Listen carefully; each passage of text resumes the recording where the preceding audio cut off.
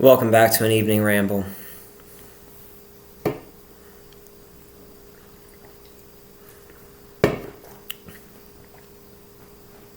had a complete day off from work, which happens sometimes once a week. So, pardon my beer drinking. So, I wanted to talk about a few things that I've noticed since I've been kind of keeping track of what influences my mental health, my cptsd and trauma recovery, my codependency recovery, all that. Since I've been kind of keeping a track for the last year and a half, and for the last year, I had a really bad kind of bottoming out and existential and I don't know, I hit a wall really badly right about a year ago after a bunch of just stuff in my life caved in, and I had to kind of figure out, I kind of felt like I had to reevaluate everything about myself and how I was approaching life, and it's been part that was a pivotal point of healing myself, for lack of better language, and waking up and everything. Figuring out how to even exist around people if you're trying to not be codependent. How to exist around people when you can kind of see the level of disease that different people that you come in contact with are working with, and whether they're aware of it, they're usually not aware of it. And since I'm autistic, I can't turn it off. I'm just always just always hear everything, Anyway, so I wanted to share mostly 4 things that I have been able to test time and time again, that oh God, why was I so out of sync? Why was I kind of feeling like someone else, or feeling like an old version of myself that I don't want to be, stuff like that. Why was I feeling kind of off pace for a week or a few days or whatever? And I'm always able to kind of figure out because it really does matter if I do that thing. So pardon me, I went a whole day, almost a whole day, most of a day. I went most of a day. I'm like a heavy chain smoker kind of person as far as vape goes.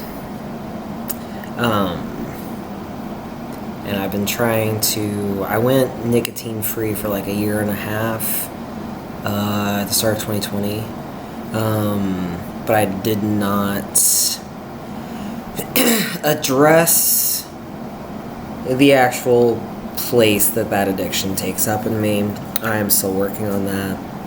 And I'm realizing that my nicotine addiction started in childhood because of who I was living with.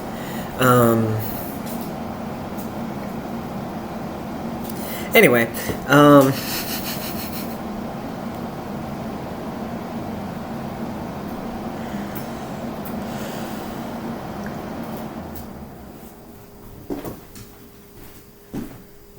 Mikowski, I told you not to tear those out.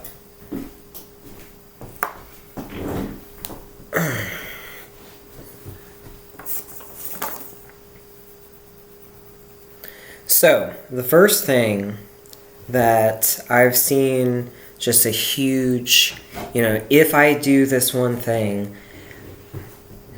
I am guaranteed to experience a head change and feel more aligned with myself and with a sense of reality, and less stressed out and locked into my old trauma nervous system responses, right?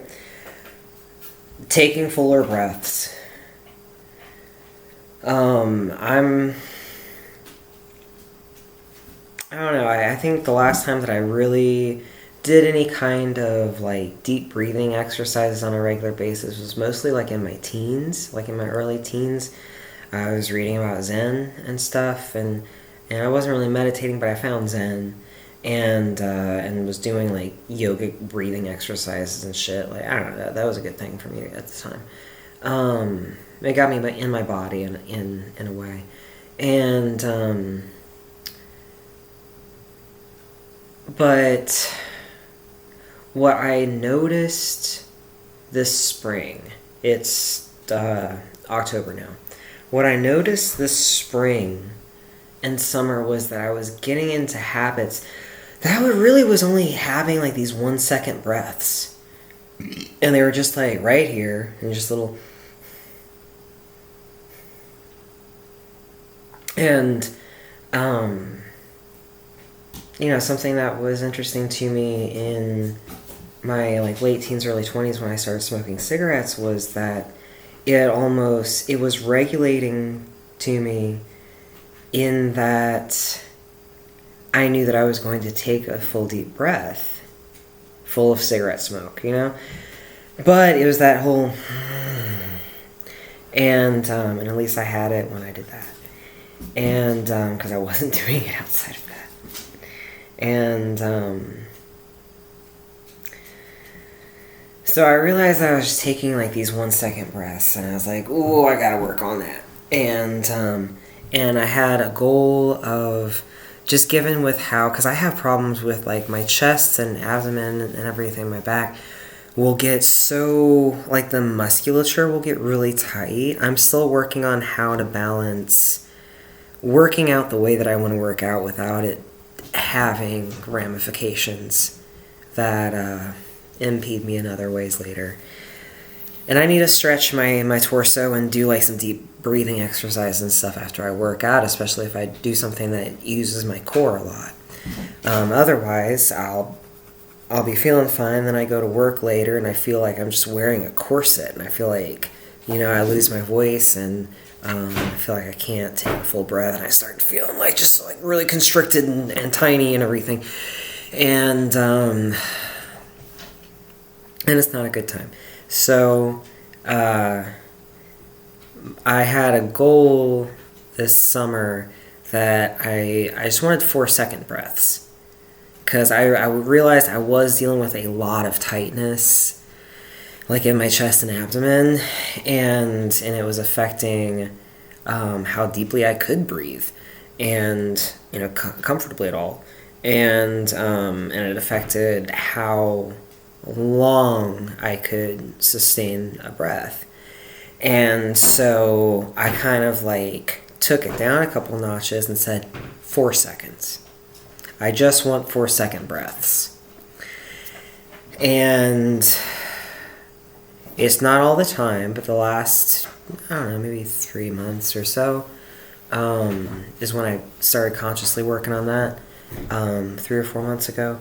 And it is different. It is different living in my body, and I have a more clear head, and I feel like I have a little bit more space where I'll see something happen and I can choose how I should respond, rather than being stuck in that place where something happens and you have to respond. And like that reflexive, right? Reflexive response rather than I don't know, a thoughtful response. So 4 second breaths. So that's a good question. That's a good thing to use to check in with yourself. Like, how long are my breaths usually if I'm not paying attention?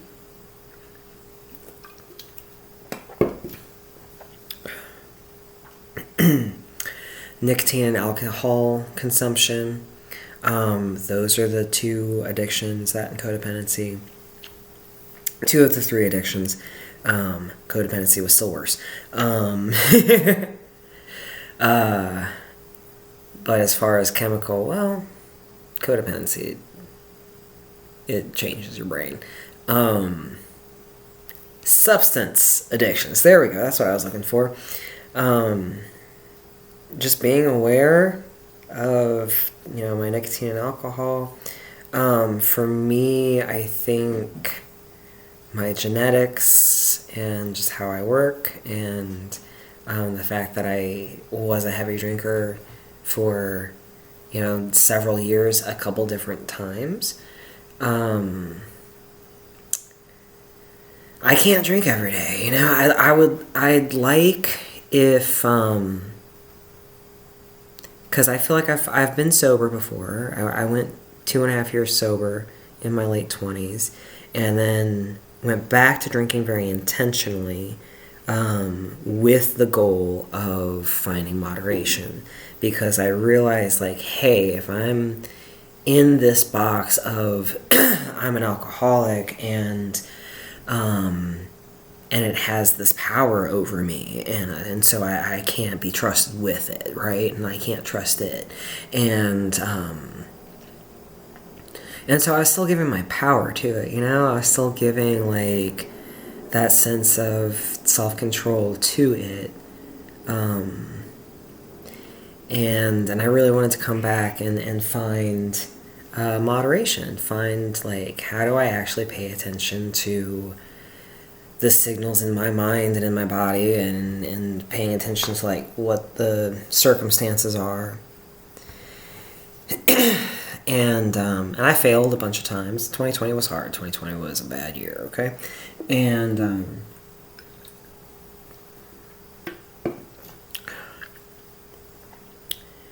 but I feel like I've finally found the level of comfortable control that I've always wanted with drinking.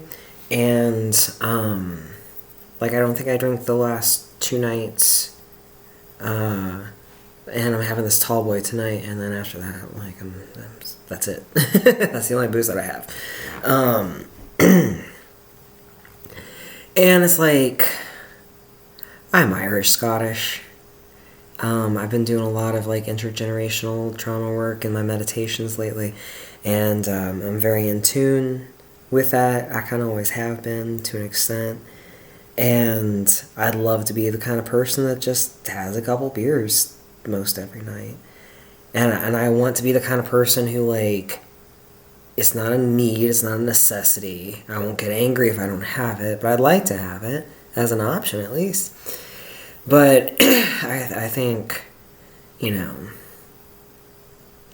I think I probably still have organs that are recovering from looking like Swiss cheese from how I used to drink, So, between that and just, I don't feel good, and it starts being a head change thing.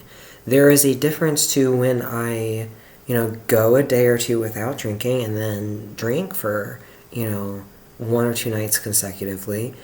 I'm pretty good.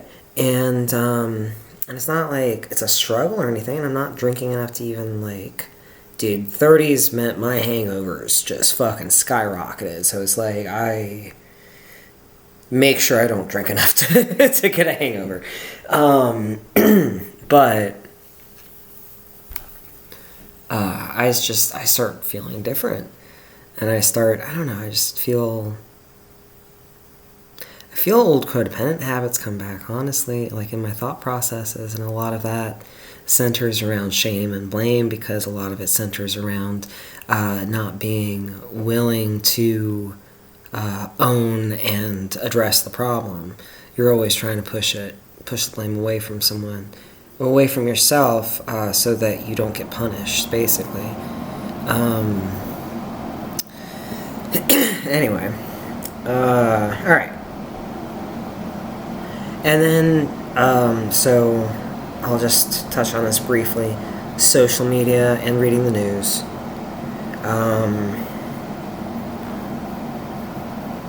I have to be really self-aware if I even, like, open Instagram.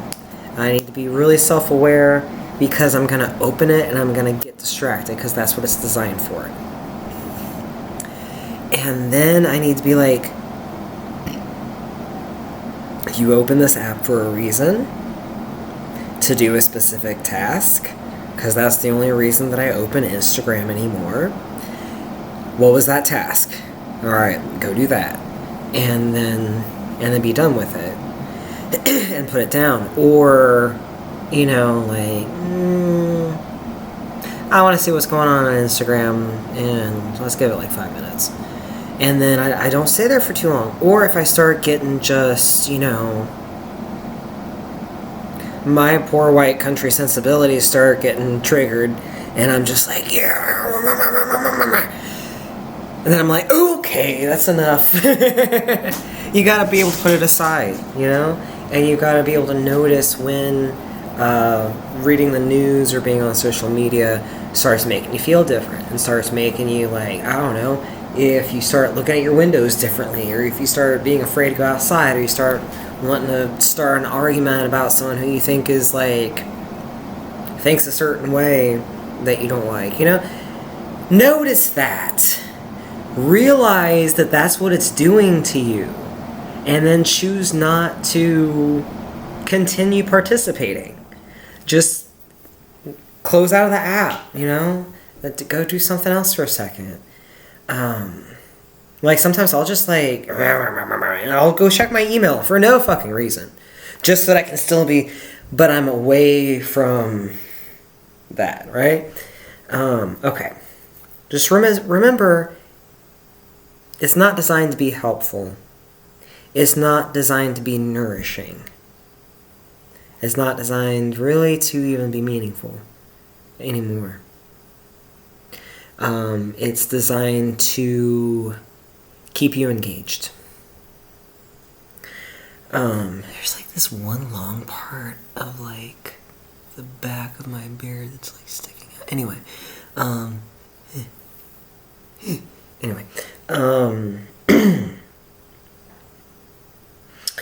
and the last, like, really fucking huge thing that I have noticed the last few months, because, like, I issued myself a challenge a few months ago of just wanting to change how I shop and how I handle food in my life, and also tying in with wanting to be causing less pollution, wanting to be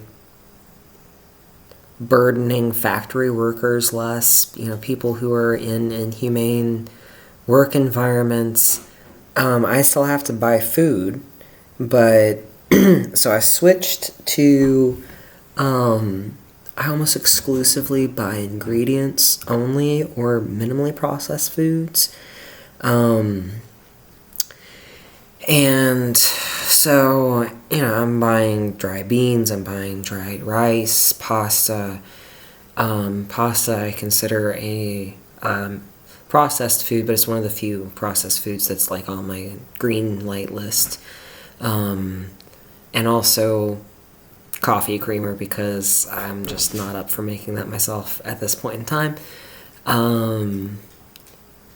I use almond milk.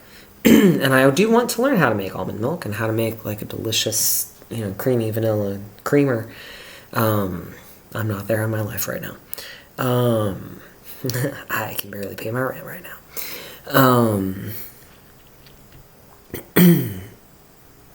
What else do I get that's processed? I get sunflower butter and nut butters. That's minimally processed, but like a goal of mine was not to eat food that was like made or cooked on a conveyor belt. You know, I think the first time I heard someone like use those words was Robin Greenfield, and he, because he's had like entire years where he only like grew or foraged everything that he ate, and I appreciate the work that takes, the fucking diligence that takes, the acceptance and patience that takes, the just accepting hunger and nourishment just as a process. That part is beautiful to me. Because then you just get to be, I don't know, you get to embrace every single thing that you do have, you know? But anyway, so the thing with ultra processed foods, basically anything that's like prepared to consume, anything that's above like minimally processed, it's designed. What is happening over here? It's designed to be addictive. It's designed to make your brain go off the way hard drugs make your brain go off. If it's like, snack food or very prepared food in general, to the extent that it's like, there will be, I've heard about, tests for when they're like developing or redeveloping like a different kind of potato chip or something, and they want it to be like really popular, right? Then they'll have, the beta versions lined out, and they'll pay attention to like what makes people keep coming back. And it's like, it sounds innocent enough, right? It sounds like, oh, that chip was tasty, I'm gonna have another chip. That sounds innocent enough. But like, what's happening is like, food is being engineered to be addictive, and it's food that already is designed, even like, from the fucking 50s, and like fast food and everything was going off. It's designed to be, salt, fat, sugar, carbs, right? Salt, fat, sugar. And it's meant to be like those precious commodity nourishments that like really trigger high in your brain, right? And like, oh my god, I found nuts. Or like, oh my god, like we downed an animal on the prairie, and there's gonna be meat tonight, that kind of shit. It's not supposed to be every day. It's not supposed to be every meal. That's not what your body's designed to be. Your body can do that now because that's what it's trained to. It's always been sugar, fat, salt in all of your snack foods. and just the way Americans do food. And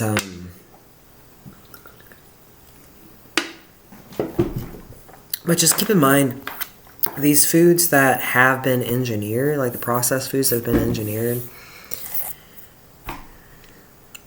they're not providing nourishment. It's sort of like drinking alcohol. It's like sort of like being like a problem drinker.